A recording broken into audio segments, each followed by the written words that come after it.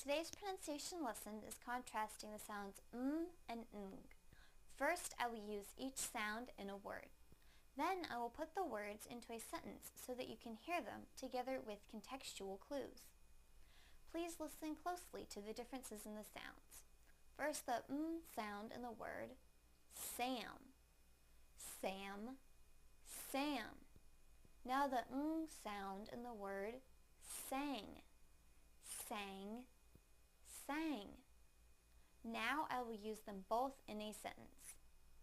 Was that Sam who sang?